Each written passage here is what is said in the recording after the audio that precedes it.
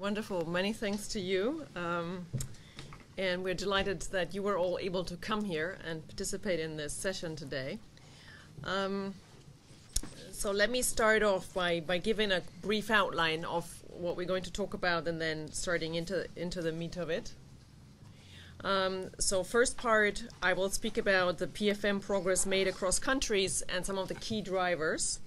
Second part looks more deeply at the reform patterns across the budget cycle, so the specific aspects of PFM reforms.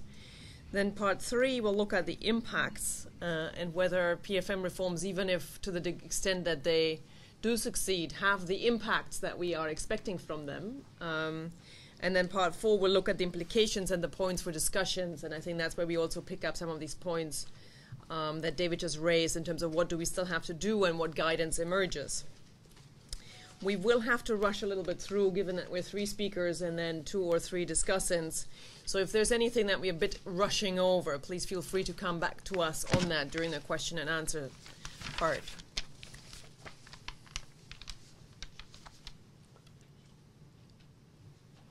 Next slide.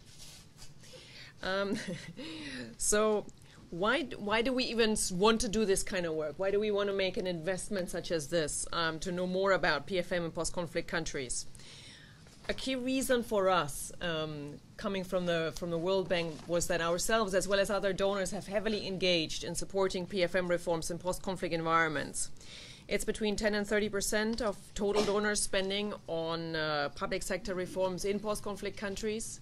And it's sort of, especially for the bank, it's a central area that we engage in. Whenever we say we're trying to support state building, we're trying to support better governance in these environments, the one thing that we will do practically is launch a project on public financial management reforms. At the same time, there is an overall notion that fragile and post-conflict countries present very difficult environments, and that institution buildings in these contexts is very long-term and is very difficult and has, in some sense, uncertain prospects of succeeding. So that then raises the question, if we go into this area in many countries, are these PFM reforms actually feasible? And what has worked where? And also whether PFM reforms have the expected effects on state building and service delivery.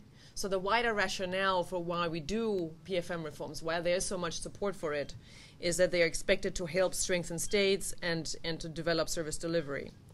And this workshop here today for us, where we've sort of come to the end of synthesizing our findings and developing our output, is really a chance to discuss with a wide range of practitioners. And I think, as somebody mentioned this morning at the bank, we are currently finalizing our sort of emerging guidance out of this. And a workshop like this really offers an opportunity for us to see what of our finding resonates and what is the issues that people are looking for, and perhaps also what is the appetite and the need for doing more work going forward. What did the study cover?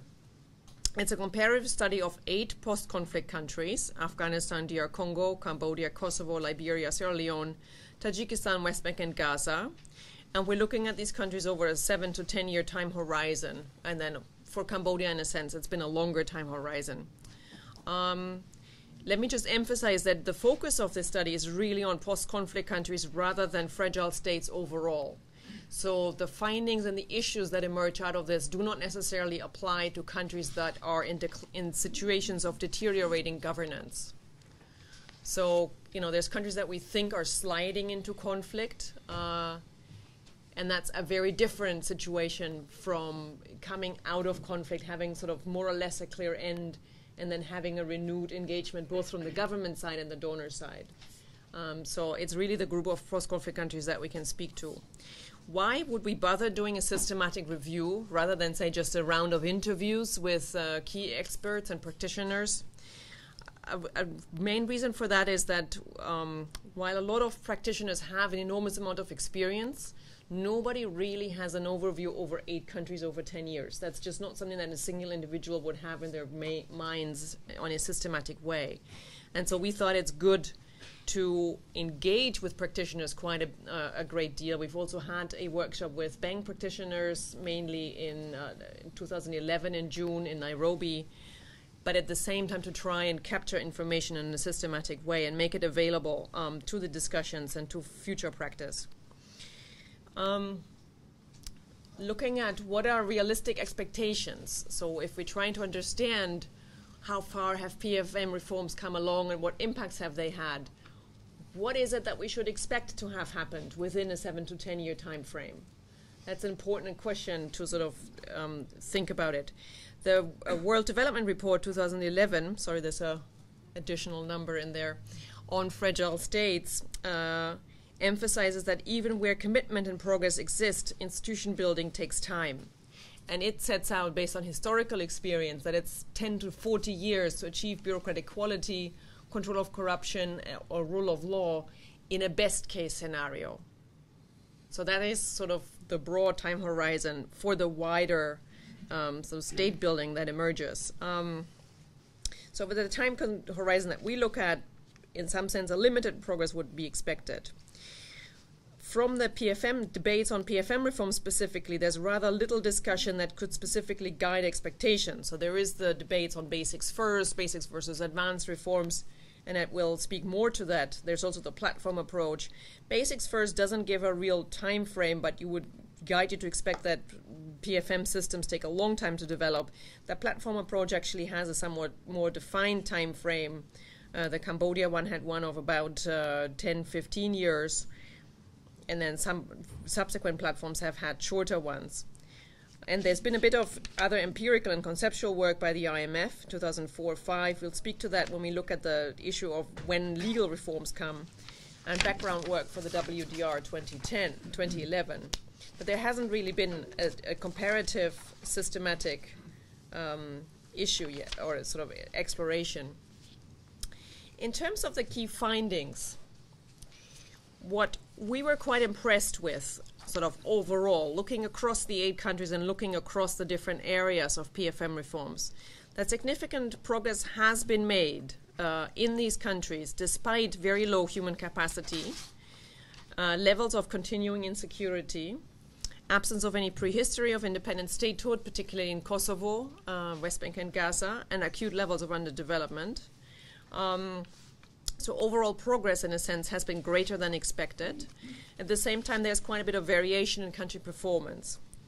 Let me give you a quick snapshot of country conditions that they started out with. So here you see, just in terms of population sizes, you see at the second line, GDP per capita, we had 6 low-income countries, 2 middle-income countries. And that does make a difference. So within the realm of post-conflict countries, you have both the low and the middle income.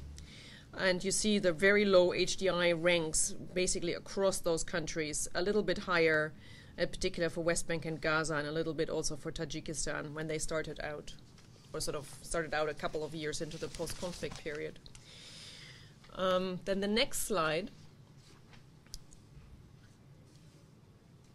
gives you a quick snapshot overview of the year in which sort of we reckon the post-conflict period and the rebuilding effort to have started, and the relative progress made by 2010.